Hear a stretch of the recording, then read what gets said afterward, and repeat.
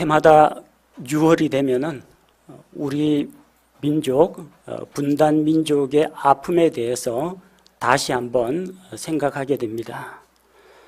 이번 주에 6월 25일 6.25 전쟁 기념일이 있습니다. 6.25 전쟁 제70주년을 맞이하고 있습니다. 그동안 70년이라는 세월 동안 남쪽과 북쪽이 서로 적대시하면서 계속 긴장 관계를 가져왔습니다. 6.25 전쟁으로 인해서 국토가 분단이 되고 또 같은 민족이 서로를 향하여서 적개심을 품고 또 대립하는 이런 아픈 현실을 우리가 안고 있습니다. 그래서 해마다 이맘때가 되면요, 자유와 독립의 소중함을 되새기게 됩니다. 또한 국가 안보의 중요성에 대해서 다시 한번 생각하게 됩니다. 각 나라마다 군대가 있습니다. 평화를 원하는 자, 전쟁을 대비하라, 그런 말이 있습니다. 그래서 그 평화를 지키기 위해서, 전쟁을 예방하기 위해서 군대가 필요합니다. 군은 국가의 안보를 수호하며 국민의 소중한 생명과 재산을 지키는 마지막 보루라고 할 수가 있습니다. 정권은 여러 차례 바뀝니다. 그중에 보수 정권이 들었을 때도 있고, 진보 정권이 들었을 때도 있고, 우리는 군사 정권도 경험해봤고, 또 문민정부도 경험해봤습니다. 국제 환경도 계속해서 바뀝니다. 어제의 친구가 적으로 바뀌기도 하고, 어제까지 적대시하던 그 국가들이 국익을 위해서 또 서로 협력하는 그런 경우도 있습니다. 국제 외교 환경이 바뀌고, 세계의 질서가 바뀌고, 정권이 바뀌더라도 군은 오로지 본연의 사명을 감당해야 됩니다. 우리의 적이 누구고, 우리의 아군이 누구, 이것을 군은 분명히 알고 있어야 됩니다. 그래서 안보관, 대적관, 이 국제정세, 이런 것들을 교육하기 위해서 세계 여러 나라들은 군대에서의 군사훈련만 시키는 게 아니라 안보 교육을 시킵니다. 장병들에게 올바른 국가관과 안보관을 확립시키고 사명감을 고취시키기 위해서 정치장교 제도를 두고 있습니다. 러시아 같은 경우 옛날 소련이죠. 정치지도원이 있습니다. 커미사르라고 하는데, 중대급 이상의 부대에는 정치적 임무를 담당하는 장교가 있습니다.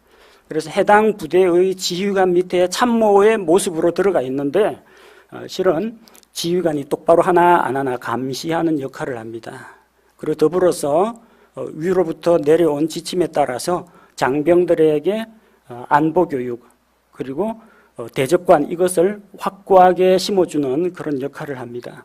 중국에도 있습니다. 중국 인민해방군에 정치위원이라는 게 있는데, 모택동 당시에 만들어졌습니다.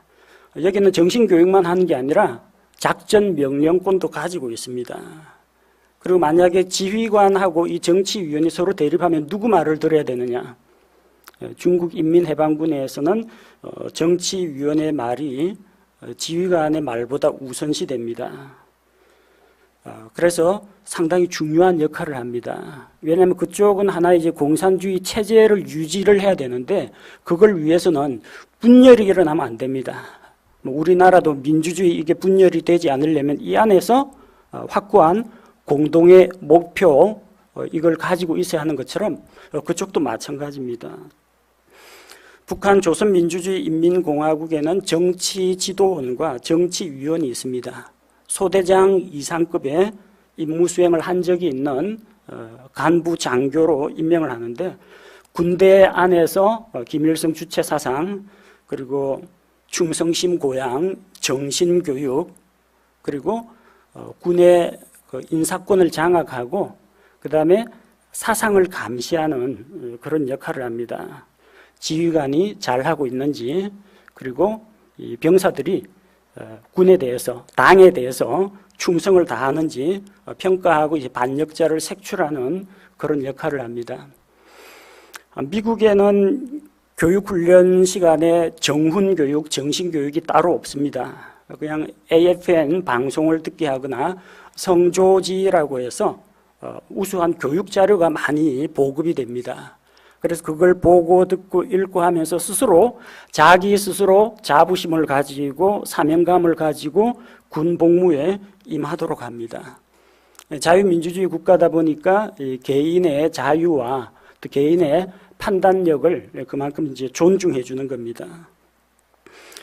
우리나라는 국군 창설 초기에 여러 가지 이질적인 경력과 다양한 사상을 가진 사람들이 군대에 들어와 있었습니다. 군 간부나 당시 하사관들 가운데에는 이게 자유민주주의 사상에 심취한 사람도 있었고 공산주의 사상에, 사회주의 사상에 물든 사람들도 있었어요. 군대 안에서 이게 분열이 일어나기도 하고, 그런 문제 때문에 여수 14연대 반란 사건과 같이 군대 안에서도 반란, 그런 사건이 일어나곤 했습니다. 그래서 군대 안에서 바로 이런 질서를 바로 잡기 위해서 대적관 교육, 우리의 적은 누구인가? 그리고 우리는 무엇을 위해서 싸우는가? 우리가 지켜야 할 가치는 무엇인가? 이것을 전담하는 그런 병과를 만들게 되었습니다. 그걸 담당하는 병과가 정훈병과입니다. 정훈은 그 정치, 다스릴 정자, 그리고 가르칠 훈자, 정치훈련장교인데 그냥 정치훈련장교 하면 꼭 북한처럼 들리니까 줄여가지고 정훈장교라고 부릅니다.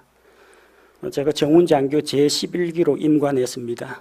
1991년에 영천에서 3개월 훈련 받고 사관 후보생 교육받고 육군 중위 임관해서 국방정신교육원에서 16주간 간부 교육받고 자대 배치돼가지고 3년 동안 장병들 정신교육, 우리의 적은 누구인가, 왜 싸워야 하는가, 이걸 가르쳤습니다.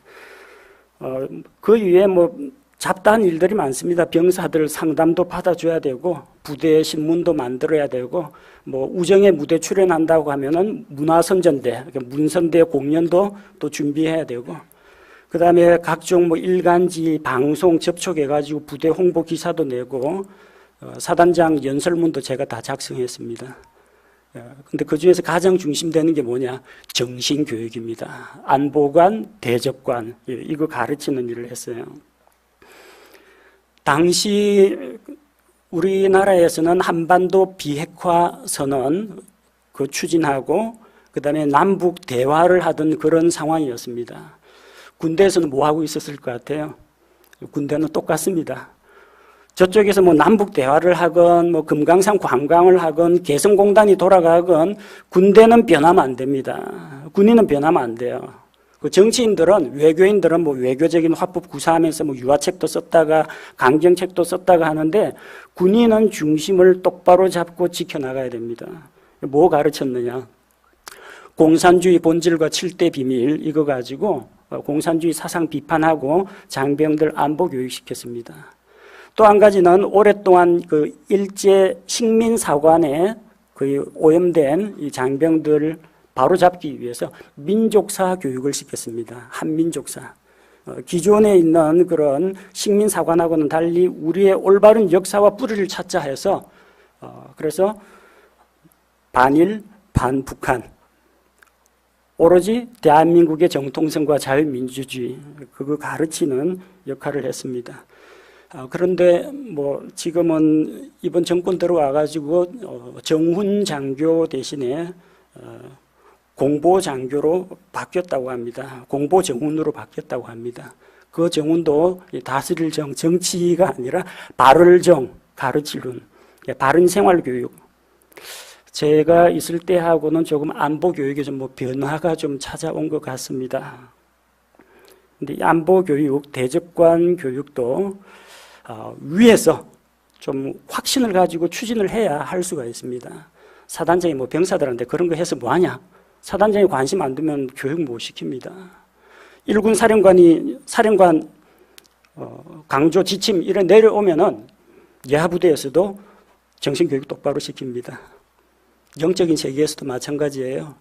목사가 영적 전쟁에 대해서 우리의 대적은 누구인가 이거 안 가르치면요, 그냥 뭐 복 받는 이야기하고 뭐 행복하게 살아가는 비결과 그리고 뭐 긍정적으로 살아가는 이런 이야기 하다가 다 끝나버립니다. 우리의 적은 누구인가 강단에서도 똑바로 가르쳐야 됩니다. 지휘관이 이게 관심을 안 두면요, 밑에도 다 흐지부지 해가지고 장병들 정신교육이 안 됩니다. 참 개인적으로는 최근에 전반적으로 뭐 어떤 특정한 집단이 아니라 사회 전반적으로 좀 너무 안보관이 좀 해이해진 것이 아닌가 하는 그런 염려가 듭니다. 2017년 4월에 대선 후보 정치 토론이 있을 때 유승민 후보가 이런 질문을 한 적이 있죠. 북한이 우리의 주적입니까? 이런 질문을 던졌습니다. 당시 후보로 나왔던 문재인 후보가 그런 규정은 대통령으로서는 할 일이 아니라고 생각한다. 이거 듣고 참 난감했습니다. 우리 군의 최고 통수권자가 대통령입니다. 그 대통령이 대적관에 대해서 난 잘 모르겠다, 그런 거는 대통령이 할 일이 아니다 생각하면은 누가 거기에 관심을 갖겠습니까?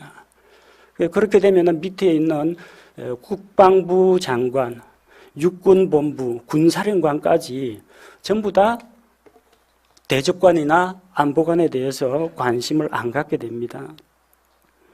국방부 장관에게 물어봤습니다. 북한은 우리의 주적인가?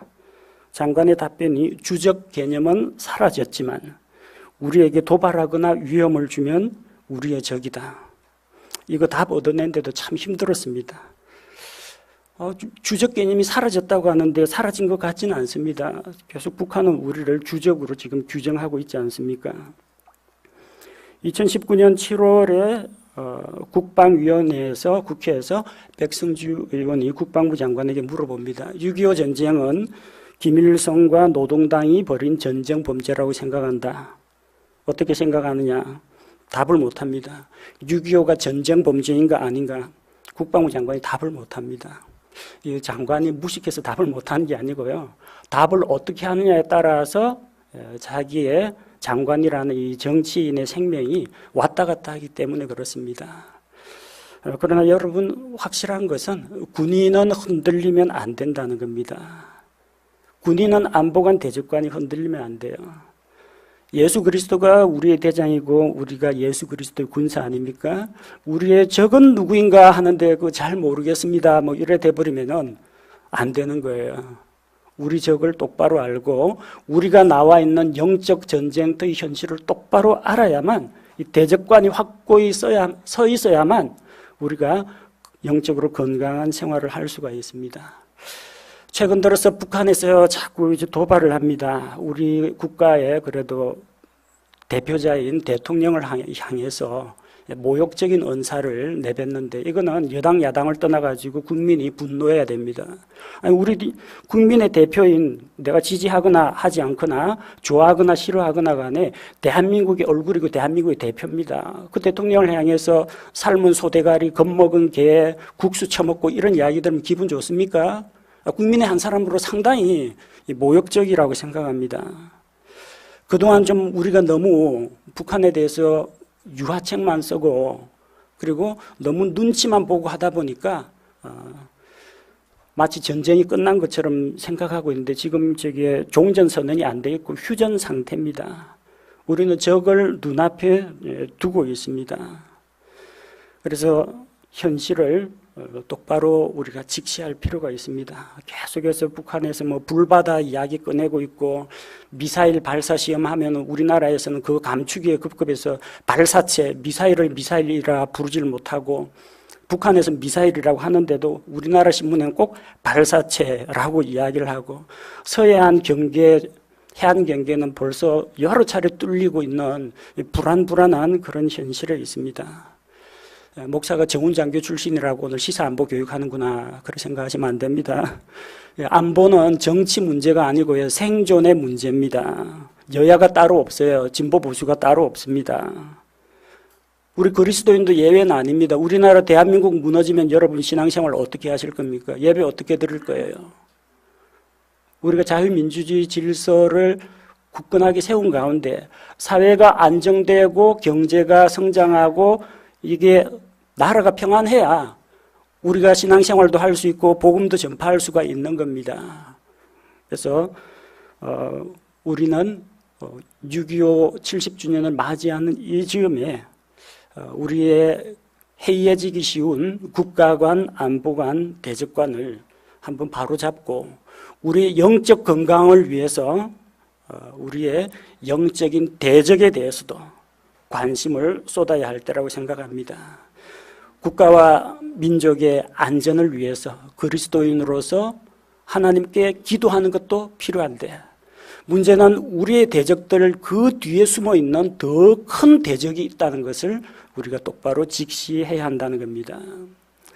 그리스도인들에게 물어봅니다. 당신의 대적은 누구입니까? 그렇게 물어보면은 대부분의 사람들이 눈에 보이는 대상을 꼽습니다. 누가 여러분의 대적입니까? 무신론자들, 불신자들.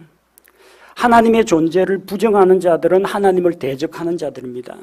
그들은 하나님을 두려워하지 않습니다. 하나님 대신에 다른 우상들을 섬깁니다. 하나님은 없다라고 이야기합니다. 하나님 있거든 내 머리에 벼락을 때려봐라. 그렇게 큰 소리치는 사람도 있습니다. 어리석은 자들입니다.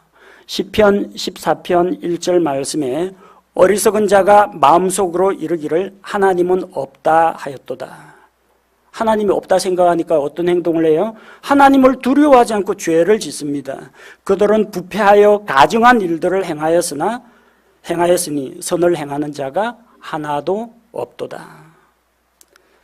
무신론자라고 하는데 그 사람들이 정말로 무신론자는 아니에요. 다 마음속에 자기 신을 가지고 있습니다. 다른 신들은 인정합니다. 근데 이상하게 하나님하고 기독교만 인정하지 않습니다. 그래서 안티 기독교, 우리나라에는 반기독교 시민연합이라고 해서 반기련이라고 있습니다. 성경에 나오는 여러 가지 사건들을 자기들끼리 꼬아서 그냥 어쨌든 하나님에 대해서 악평하고 불평하고 그리고 성경이 거짓말이라고 주장하는 그런 사람들이 있습니다.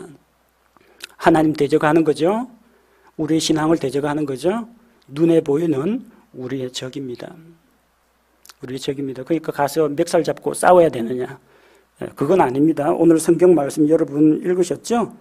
우리는 살과 피와 그 혈육과 맞붙어 싸우지 않는다고 했습니다.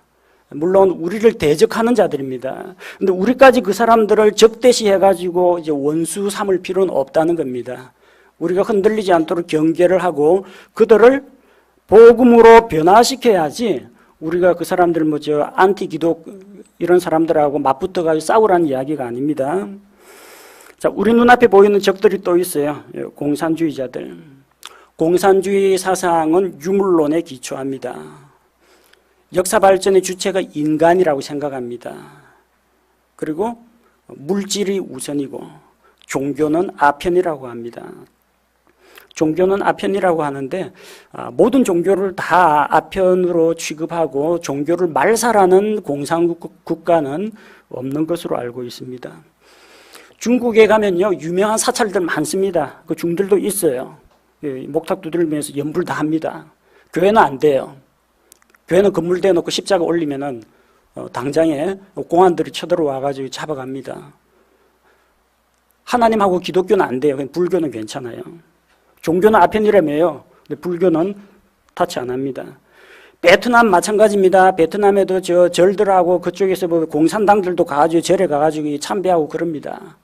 근데 베트남에서 지하교회 하시는 분들도 있는데 바깥 간판에다 무슨 교회, 십자가 이거 안 되고요. 거리에서 전도하는 건 안 됩니다. 근데 이제 외자 유치도 해야 되고 또 외국인 관광객도 와야 되고 하니까 이제 체제에 대해서 적대시하는 그런 것만 아니면은 그냥 눈 감아 준다고 합니다. 대신에 어디서 누가 모여서 뭐 하고 있는지 다 감시하고 있습니다. 라오스 역시 마찬가지입니다. 불교, 이슬람교 이런 거는 다 허용이 되는데 기독교만 안 됩니다. 자기들 주장대로 종교가 아편이라면은 모든 종교를 억압해야 되는데 그렇지 않다는 거예요. 유독 기독교에 대해서만 적대적입니다. 왜 그러느냐? 예수 그리스도를 정말 구원자로 믿고 하나님을 믿고 성경을 믿으면 공산주의는 믿을 수가 없습니다. 공산주의 기독교인, 그거는 말이 안 되는 이야기입니다.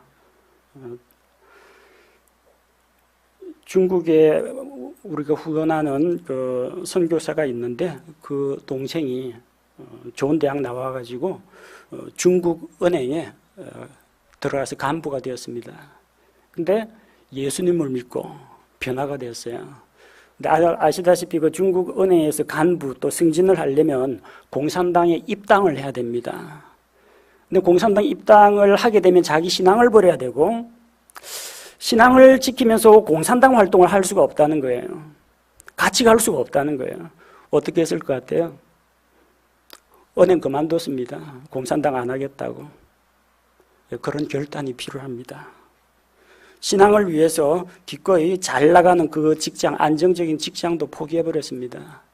비록 공산권 국가 안에서 살지만 이제 예수님 알았는데, 하나님 알았는데 공산당을 같이 섬길 수는 없다는 이야기입니다. 우리의 대적이 또 있습니다. 각종 이단 단체들입니다. 여호와의 증인, 몰몬교, 제7일 안식일 예수재림교, 로마 가톨릭, 통일교, 구원파, JMS, 안상홍 증인의 신천지 장막성전. 그 말고도 여러분 꼽아보면요, 주위에 별별 해괴한 이단들이 다 있고요. 자칭 하나님도 있고 자칭 그리스도도 있고, 어쨌든 우리나라처럼 이렇게 이단들이 많은 곳은 또 자생적인 해외에서 수입된 여호와의 증인 말고 우리나라 자체에서 만든 이단들이 그렇게 많다고 합니다. 이런 이단들이 하나님의 진리를 왜곡하고 변개해서 사람들로 하여금 거짓을 믿게 합니다. 그게 기독교한테 뭐 피해가 되느냐? 하나님 입장에서 당연히 피해가 되죠. 하나님의 말씀을 왜곡하고 사람들이 진리를 받아들이지 못하도록 하는, 이게 하나님을 적대시하는 겁니다. 우리가 전하는 복음에 반대하는 세력들입니다.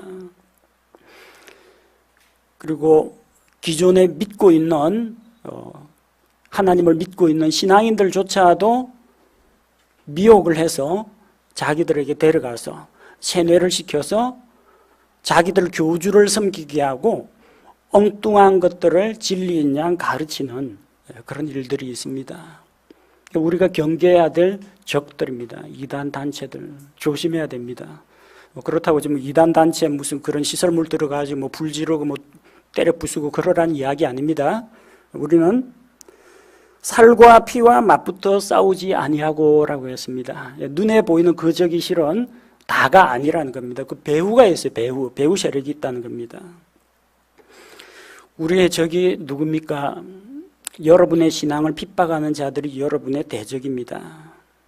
누가복음 21장 15절에 너희의 모든 대적들이 능히 반박하거나 대항하지 못할 입과 지혜를 내가 너희에게 주리라. 예수님의 제자들이, 예수님을 따르는 자들이 예수님을 믿고 주님을 섬기고 이렇게 신앙생활을 하는데 그들의 믿음에 대해서 의문을 제기하고 도전을 하고 딴지를 걸고 핍박하는 자들이 있다는 겁니다. 그들 앞에서 진리를 변호하고 그들 앞에서 바른 말씀을 선포하도록 도우시는데, 그렇게 핍박하는 자들을 성경은 뭐라고 하느냐? 너희의 모든 대적들이라고 했습니다. 우리 신앙을 핍박하고 반대하는 자들이 우리의 대적들이라는 겁니다. 마태복음 5장 11절 나로 인해 사람들이 너희를 욕하고 핍박하며 너희를 대적하여 거짓으로 온갖 종류의 악한 것을 말할 때 너희에게 복이 있나니. 여러분, 세상 생활 하다 보면은, 사회생활 하다 보면은 핍박받는 일이 있습니다. 여러분이 뭔가 잘못을 내가 핍박받으면 여러분이 잘못했으니까 그거 감수해야 됩니다. 잘못을 빌고 용서를 받아야 됩니다. 그런데 그런 문제가 아니라 만약에 내가 단지 예수님 믿는다는 이것 때문에 사람들이 나를 핍박한다면요, 그거는 우리의 영적인 대적들입니다. 하나님을 대적하는 자들이 하나님의 백성을 대적하는 것이라는 겁니다.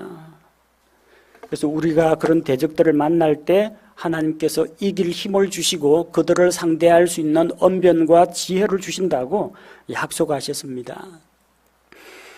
또 우리의 대적이 누굽니까? 이 세상이라는 게 뭐 세상 자연 만물을 이야기하는 게 아니라 마귀의 지배하에 들어가 있는 이 사악한 세상이 바로 우리의 대적들입니다. 인본주의 사상과 타락한 문화와 성도들을 억압하는 법과 제도들, 이런 것들이 우리 성도들을 공격하는 대적들입니다. 야고보서 4장 4절에 세상과 친구가 되는 것이 하나님과 원수되는 것인 줄 너희가 알지 못하느냐. 세상과 벗이 되는 것은 하나님과 원수되는 겁니다. 왜? 하나님과 세상이 서로 원수이기 때문입니다. 세상은 하나님을 미워합니다. 하나님을 적대시합니다. 요한복음 15장 19절에서 우리 주님께서 말씀하셨습니다. 너희가 세상에 속하였으면 세상이 자기 것을 사랑하였으리라. 그러나 너희가 세상에 속하지 아니하고 도리어 내가 세상에서 너희를 택하였으므로 세상이 너희를 미워하느니라. 세상이 너희를 미워하면 먼저 나를 미워한 줄 알라고 하셨습니다. 세상이 예수님을 미워했기 때문에 예수님을 믿는 성도들도 미워하고 적대시하는 겁니다. 이 세상 사람들 중에 여러분 보기에, 겉으로 보기에 선량해 보이는 사람도 있고 여기 여러분에게 친절과 호의를 베풀어 주는 사람들도 있습니다. 모두 싸잡아가지고 다 나쁜 놈 뭐 이렇게 규정하는 건 아닙니다. 그러나 여러분 정신을 차리고 있어야 할 것은 어느 정도까지는 호의와 친절을 베풀고 우리도 어느 정도까지는 그들과 교류도 하고 거래도 할 수가 있지만 결코 합쳐질 수 없는, 결코 양보할 수 없는 부분이 꼭 나오게 됩니다. 바로 하나님 문제가 걸리면, 우리 신앙의 문제가 걸리면은 꼭 충돌이 빚어지게 되는 겁니다. 여러분이 아무리 직장에서 열심히 잘하고 인정받는다고 하는데 주일날 나와서 초과 근무하라고 하는데 나는 예배 드리러 가야 되겠다 그러면요 반드시 마찰이 일어납니다. 여러분이 신앙 포기하면 그런 문제 안 생겨요. 주일이고 자시고 간에 뭐 초과수당 잔업수당 준다는데 직장 가겠다 그러면 문제가 안 일어나요. 왜? 세상하고 벗이 되는데 충돌 안 하는데 문제가 안 되죠. 근데 만약에 여러분이 신앙의 지조를 지키려고 하면은 그때는 반드시 문제가 됩니다. 그 좋던 상사가, 그 좋던 선배가 나에 대해서 이상하게 보기 시작합니다. 바로 그 부분은 여러분이 화합할 수가 없고 양보할 수가 없는 그런 영역이라는 겁니다. 세상 사람들은 우리를 이해를 못합니다. 왜 꼭 굳이 그 사람들 밀집해서 모이는 교회 가야 되느냐, 예배 좀 안 드리면 안 되냐, 온라인으로 그냥 유튜브 방송 보면 안 되느냐 그러죠. 우리도 그들을 이해 못하는 건 마찬가지입니다. 왜 성경이 이렇게 하나님이 이렇게 은혜를 베풀어서 독생자 예수를 줬는데 왜 저 사람들은 안 믿는지 난 도저히 이해가 안 돼요. 내가 그 사람 이해 못하는 거나 그 사람이 나 이해 못하는 거나 똑같습니다. 어떤 문제? 신앙의 문제에 들어가면은 서로 양보할 수 없는 그런 큰 괴리감, 간격이 생길 수밖에 없다는 겁니다. 여러분 주변에 여러분의 신앙을 방해하고 회방하고 비난하고 조롱하는 불신자들, 그리고 시비 거는 이단단체들, 여러분을 박해하고 핍박하는 자들, 여러분을 유혹하는 이 세상 문화, 우리의 대적들이 너무나 많죠. 근데 우리가 기억해야 할 것은 이게 다가 아니라는 거예요. 그거는 겉으로 나온 하수인들에 불과합니다. 우리는 살과 피와 맞붙어 싸우지 아니하고 정사들과 권능들과 이 세상 어둠의 치리자들과 높은 처소들에 있는 영적 사악함과 맞붙어 싸운다고 했습니다. 이 말은 무슨 말이냐? 그게 눈에 보이는 우리의 대적들이라면 그 대적들 뒤에 그 배후 조종자가 있다는 겁니다. 눈에 안 보이는 진짜 대적이 있다는 이야기예요. 목사가 정신교육 시킬 테니까 여러분 잘 들으셔야 됩니다. 여러분 신앙 핍박한다고 해서 가족들하고 뭐 고함 지르고 싸울 필요 없습니다. 술자리 안 나온다고 저 학과 선배나 직장 상사하고 막 투닥하면서 그냥 막 싸움 지르고 멱살 잡고 그런 거 할 필요 없습니다. 우리의 진짜 대적은 그들이 아니에요. 그들이 하나님을 몰라서 하나님을 대적하는 것이지, 그들이 마귀의 사슬에서 풀려나서 제정신을 차리면은 우리처럼 됩니다. 우리의 목표는 그 당장 눈에 보이는 나를 핍박하는 이 사람들 한 명을 공격해가지고 꼼짝 못하게 만드는 게 목표가 아니라 그 사람을 마귀의 사슬에서 건져내어서 하나님의 사람으로 만드는 것이 우리의 목표라는 겁니다. 우리의 전쟁은 혈과 육에 속한 것이 아닙니다. 영적인 세력과 싸워야 됩니다. 국가와 국가 사이의 전쟁, 민족과 민족 사이의 분쟁이 일어나죠. 여당과 야당이 싸웁니다. 기업과 근로자가 서로 대립을 합니다. 교회 안에서 마음 안 맞는 사람들끼리 교회 당파를 만들고 분열시킵니다. 성도들 간에 서로 사소한 문제로 오해가 빚어져가지고 대립을 합니다. 누가 좋아하겠어요? 마귀가 좋아합니다. 그런 분열과 다툼의 배후에는 배후 조종자 마귀가 있고, 또 그렇게 해서 마귀가 사람들을 이렇게 혼란과 분쟁에 몰아넣어서 우리가 마땅히 관심을 기울여야 할 영적인 성장의 문제, 영적 전쟁의 문제, 복음 전도의 문제에는 관심을 등한시하게 만드는 겁니다. 고린도 교회 보십시오. 교회가 그냥 권위가 무너지고 질서가 무너지고 교회 안에서 범죄가 난무하고 성도들끼리 법정 소송 벌이고 부자하고 가난한 자가 서로 같이 안 먹겠다고 서로 떨어지지 않고, 그 결과가 뭡니까? 고린도 교회에서 무슨 선교사 보냈다는 그런 이야기 못 들어봤습니다. 안디옥 교회에서는 들어봤어요. 빌립보 교회가 복음을 위해 후원했다는 이야기는 들어봤습니다. 영적으로 건강한 교회, 건강한 교회가 되려면 우리의 적이 누구이고 우리 아군이 누군지 알아야 됩니다. 나하고 법정소송 붙은 그 성도가 내 적이 아니라는 거예요. 배후 조종자 마귀가 우리의 진짜 적이라는 겁니다. 보수니 진보니 뭐 여당이니 야당이니 이게 지금 우리가 싸워야 할 싸움이 아니라는 거예요. 진짜 싸움은 뭐예요? 마귀와의 싸움입니다. 혼란과 분쟁과 다툼과 미움과 시기를 불러일으키고 사람들을 유혹하고 사람들이 진리에서 떠나서 겉돌게 만드는 이 마귀가 우리의 진짜 대적이라는 겁니다. 마귀의 하수인에 노발대발하면서 드자비질을 할 필요가 없다는 이야기입니다. 마귀가 왜 우리의 대적이냐? 마귀는 복음 사역을 회방합니다. 고린도후서 4장 4절, 그들 속에서 이 세상의 신이 믿지 않는 자들의 마음을 가려 하나님의 형상이신 그리스도의 영광스러운 복음의 빛이 그들에게 비치지 못하게 하였느니라. 마귀는 복음을 회방합니다. 복음이 선포되는 곳에는 회개가 일어나고 믿고 하나님께로 사람들이 돌아가고 마귀의 길에서 벗어나서 하나님께로 돌아가는 거예요. 그러니까 필사적으로 복음을 방해하려고 합니다. 복음 전도자를 핍박하려고 합니다. 설교자를 비방합니다. 선교사를 핍박합니다. 왜 그래요? 원수징계에 있어서 그런 게 아니라 마귀의 배후 조종을 받는 사람들이 마귀의 농간에 놀아나는 겁니다. 당장 눈앞에서 우리를 핍박하는 자에게 핏대를 세울 게 아니라 영적인 전쟁이라는 것을 먼저 명심해야 됩니다. 마귀는 구원받은 성도들을 고소합니다. 요한계시록 12장 10절에 또 내가 들으니 하늘에 큰 음성이 있어 이르되 이제 구원과 힘과 우리 하나님의 왕국과 그분의 그리스도의 권능이 임하였도다. 우리 형제들을 고소하는 자 곧 우리 하나님 앞에서 밤낮으로 그들을 고소하던 자가 쫓겨났도다. 마귀는 고소하는 자, 참소하는 자입니다. 마귀는 욥기에서 하나님 앞에서 욥을 비방하고 하나님하고 욥 사이를 이간질하려고 했습니다. 그와 마찬가지로 마귀는 믿는 자들을 적대시하고 정죄합니다. 예수님께서 십자가에서 우리의 모든 죄를 다 담당하셨음에도 불구하고 우리 마음속에 의심과 불안한 마음과 죄책감 같은 것을 심어넣어서 우리가 회개하지 못하도록 하고 회개한다면 회개한 죄를 용서받은 것을 믿지 못하도록 만드는 게 마귀의 술책입니다.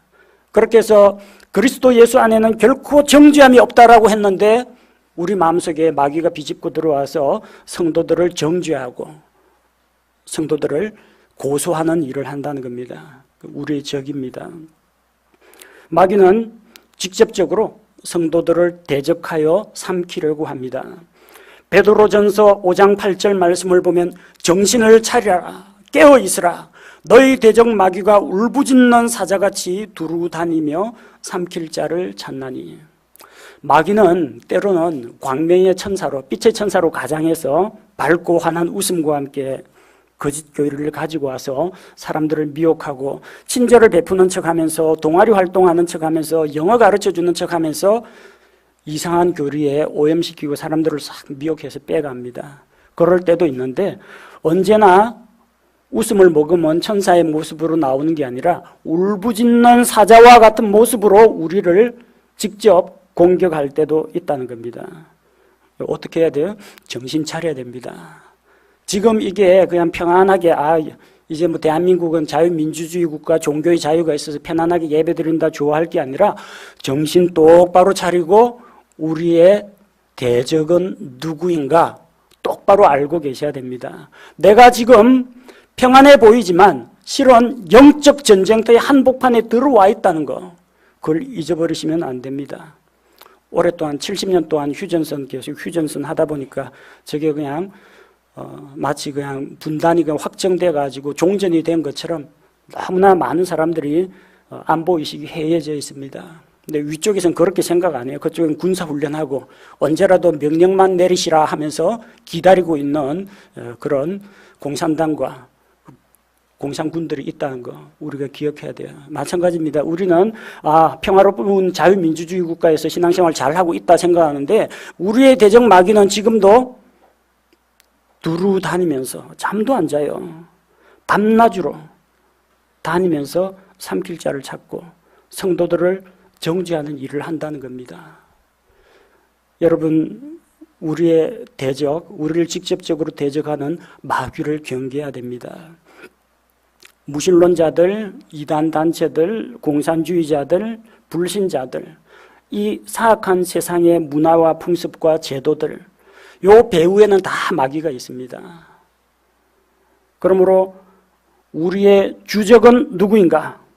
올바른 대적관을 가져야 됩니다. 우리의 주적은 마귀입니다. 그 마귀 밑에 있는 끈아풀, 그거는 워낙 종류가 많아가지고 셀 수도 없고요. 그 끈아풀 마귀의 쫄자들 하나하나 뭐 해치워도 끝이 없어요. 그러다가 계속해서 기독교인하고 불신자들하고 싸움만 나올 수밖에 없다는 겁니다. 영적인 대적은 저 마귀를 우리가 대적을 해야 됩니다. 영적 전쟁터에 나와 있습니다. 우리는 예수 그리스도의 군사가 되었습니다. 우리의 적이 누구인지, 우리의 아군이 누구인지 정신 똑바로 차리셔야 됩니다. 대적 마귀와 싸워서 이겨야 됩니다. 전쟁에서는 2등이 없습니다. 전쟁에서는 1등만 있습니다. 승자가 모든 것을 가집니다. 전쟁에서 2등 했다는 건 졌다는 이야기입니다. 둘이서 붙어가지고 누구는 1등, 누구 2등 하면 2등은 패전국입니다. 패배자입니다. 전쟁에서는 무조건 이겨야 됩니다. 어떻게 영적 전쟁에서 이길 것인가? 첫째로는 그리스도의 군사로서 고난을 받고 훈련을 받아야 됩니다.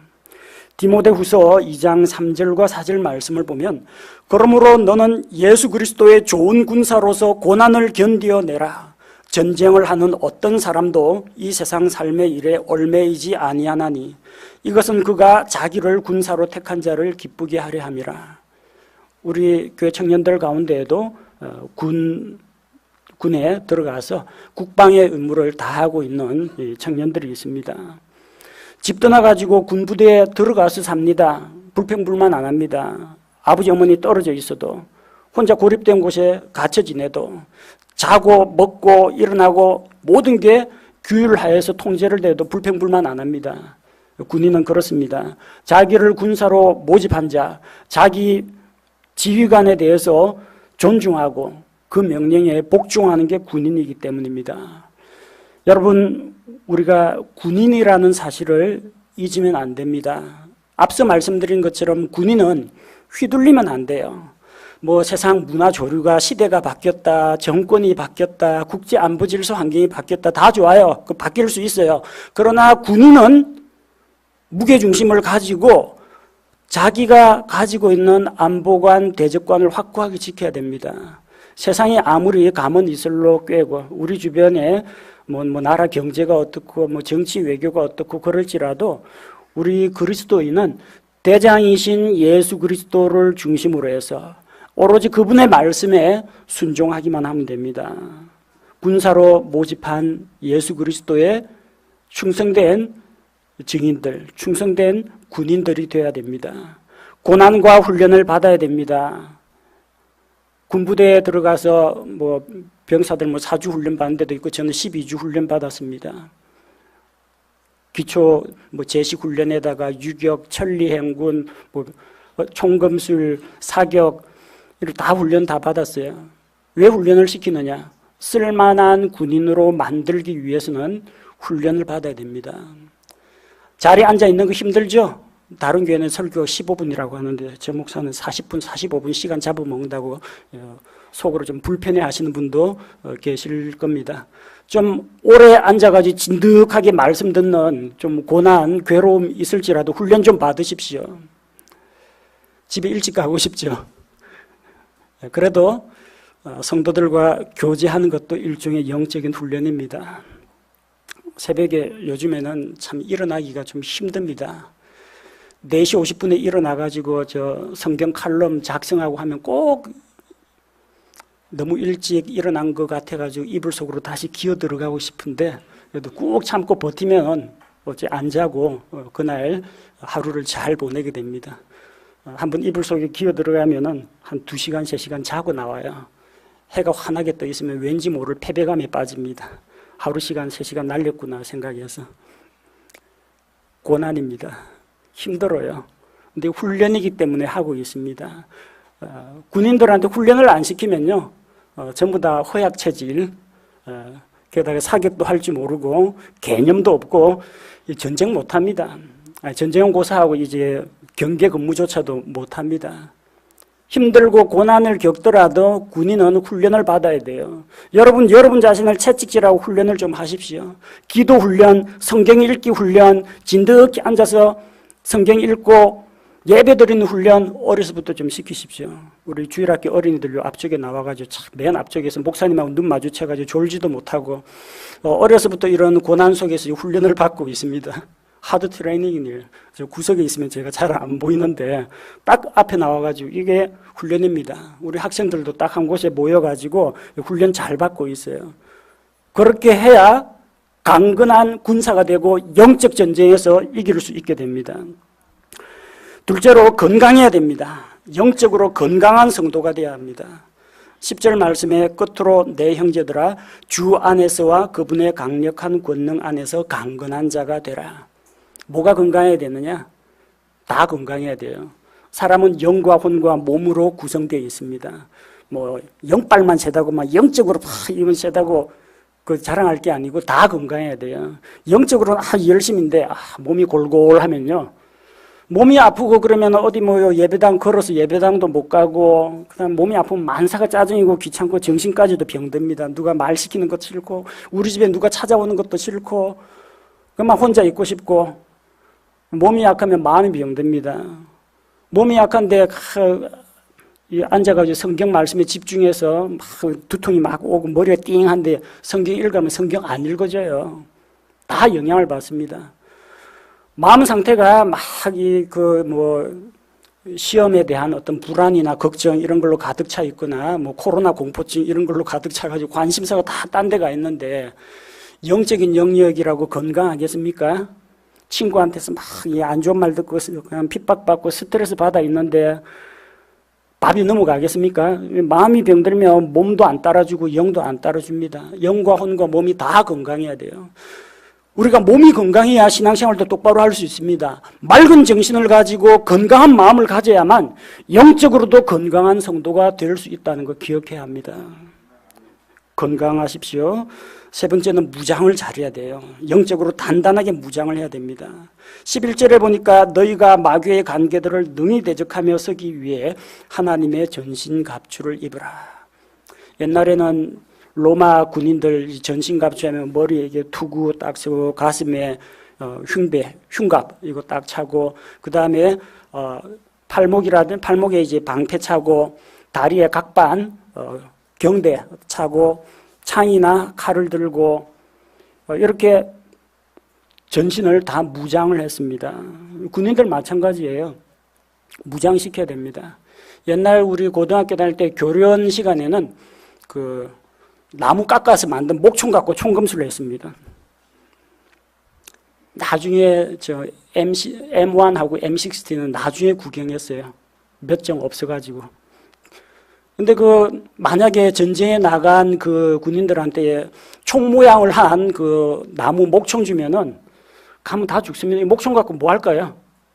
저 인도하고 중국처럼 이 몽둥이 갖고 뭐 사람들을 때리는 재래식 전투밖에 못 합니다.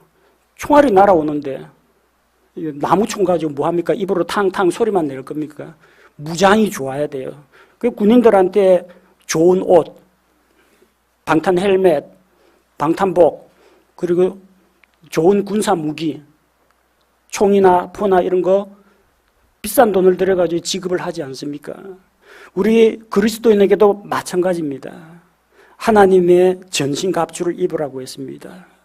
그 뒤에 나오는 진리의 허리띠, 의의 흉갑, 화평의 복음의 신, 믿음의 방패, 성령의 검, 하나님께서 우리에게 주시는 영적인 자원들로 우리가 단단하게 무장을 하고 있어야 됩니다.